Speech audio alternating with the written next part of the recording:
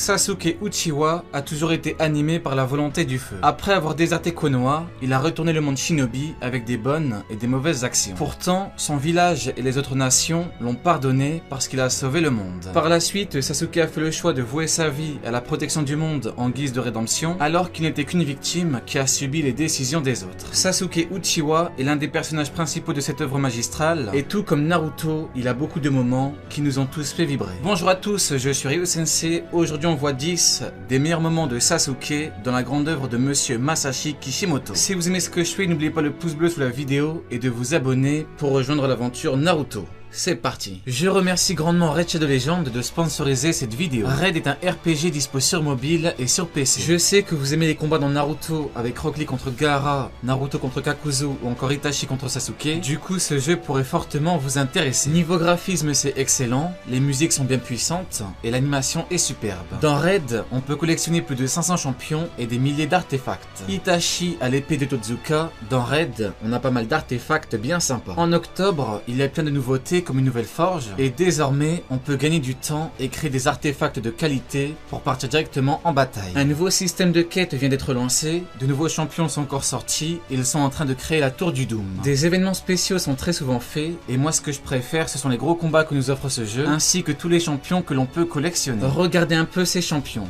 ce sont tous des champions que Pain Shikoshudo pourrait invoquer. Raid est un excellent jeu où il y a du PVP, du PVM, des donjons, des ouvertures d'éclats, des invocations de champions et des arènes où on peut écraser nos adversaires comme dans l'examen des tuning. Téléchargez le jeu maintenant via la description pour obtenir 100 000 argent du jeu et un champion gratuit T-Sortilège pour les nouveaux joueurs. Attention, ces récompenses ne sont disponibles que pour 30 jours.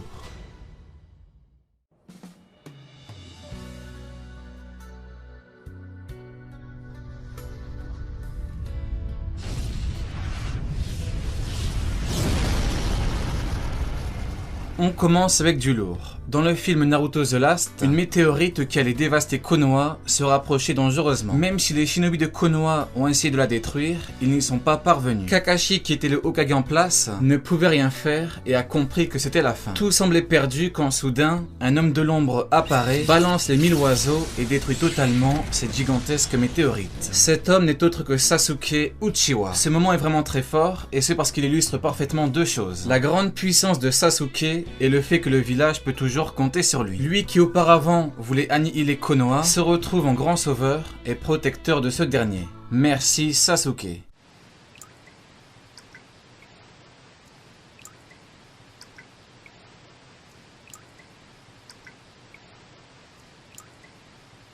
Ici, c'est le choc pour le monde entier lors de la première lecture ou le premier visionnage de ce moment. Je le considère comme étant légendaire.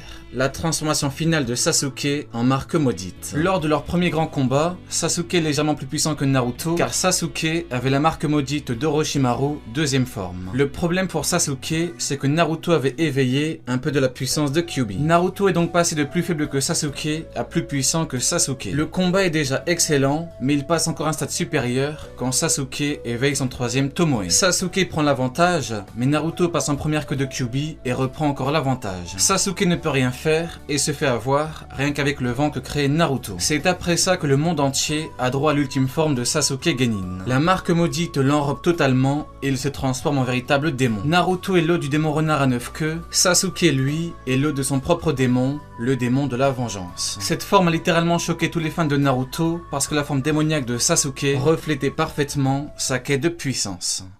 Indoranoya.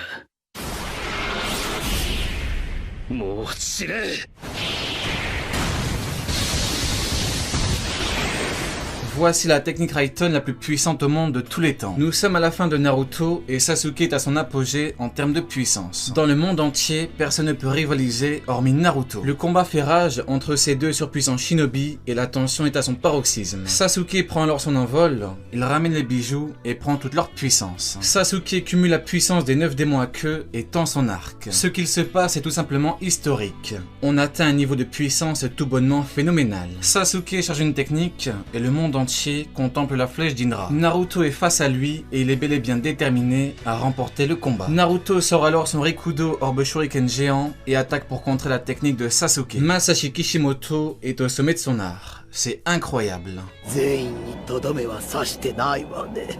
まだまだ甘い。 Voici un moment où on ne voit pas le combat, mais où l'on peut voir toutes les victimes d'une seule et unique personne. Sasuke Uchiwa qui bat 1000 ninjas. Ça peut paraître simple avec Minato qui fait la même en une seule seconde, mais ici on parle d'un homme qui n'est pas Hokage et surtout qui n'est pas connu pour être le shinobi le plus puissant sur Terre. Battre 1000 ninjas et sortir du combat sans grande fatigue apparente, c'est spectaculaire. Si on regarde Sasuke post-combat, on remarque que ses vêtements ne sont pas sales et qu'ils ne sont même pas déchirés. Ce moment est très fort parce qu'il le met grandement en valeur, mais aussi et surtout parce qu'il nous montre qu'il est devenu bien plus puissant. Sasuke Uchiwa est ressorti grandi de son entraînement.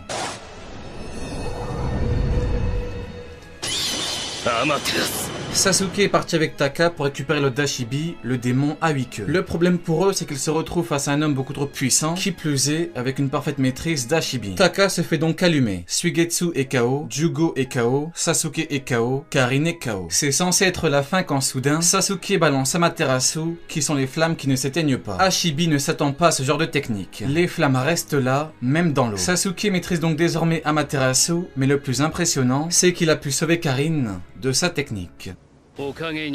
On se rappelle tous du moment où Sasuke avait cassé le monde avec ces quelques mots. Je vais devenir Hokage. Même si beaucoup n'ont pas compris le sens de la phrase, j'en parlerai en détail dans une prochaine vidéo. Il n'empêche que ce moment est vraiment excellent. Naruto et Sakura n'ont pas revu Sasuke depuis le pont, après son combat contre Danzo et surtout sa victoire. L'équipe 7 est enfin réunie et tous les genin de Konoha ayant participé à la partie la plus importante de l'examen des Chunin sont eux aussi présents. La relève du village de Konoha est présente.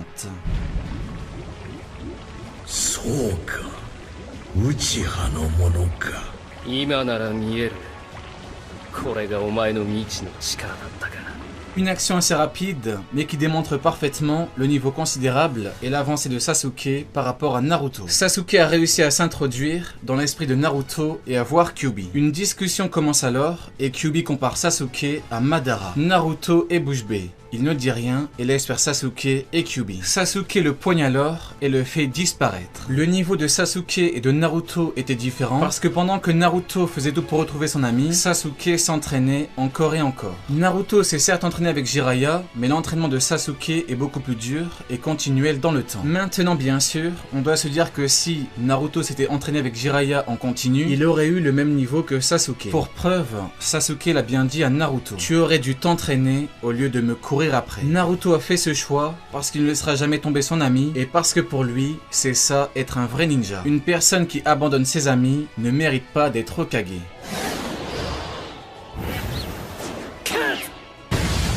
Un combat non pas légendaire pour le monde de Naruto, mais légendaire pour nous en tant que fans de Naruto. Ce combat est d'une extrême intensité. Ce combat représente parfaitement les combats dans Naruto. C'est ingénieux, c'est puissant, c'est technique et c'est parfaitement géré du début à la fin. Des pouvoirs ingénieux. Le Bakuton qui a 5 stades. Sasuke qui les contre avec son Raiton. L'intelligence de Sasuke ou encore son Sharingan qui est parfaitement utilisé. Tout ceci est magistral. Des stratégies ingénieuses. Par exemple, Sasuke a pris appui sur son katana pour découper l'aile du dragon de Deidara. Des coups ingénieux. Par exemple, le Garuda C4 est une technique incroyablement ingénieuse. Ce clone géant de Deidara s'explose et détruit littéralement de l'intérieur. Une finalité ingénieuse. Pour finir, on a droit à une magnifique conclusion avec le fameux sacrifice de Deidara avec son art ultime. Deidara est resté le même jusqu'à la fin et a sorti une ultime technique qui va jusqu'à 10 km. Malheureusement pour lui, Sasuke était beaucoup trop vif et il a réussi à s'échapper. Il a invoqué Manda pour le couvrir, même si ça a coûté la vie au grand serpent.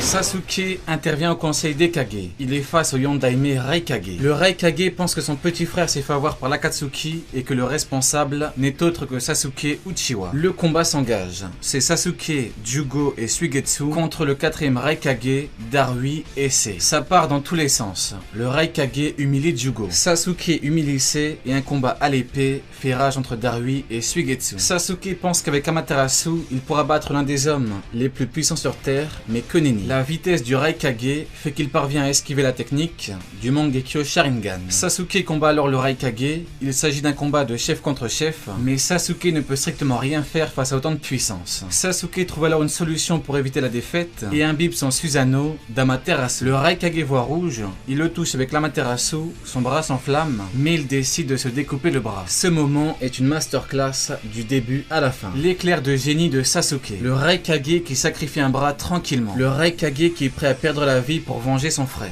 C'est tout bonnement phénoménal. Heureusement pour les deux, Gaara est intervenu et il a séparé ces deux hommes. Ce moment était incroyable. Masashi Kishimoto est incroyable. Naruto, c'est incroyable. Naruto vit. Allez, Jané, tu n'auras pas regardé Meuf de pour rien.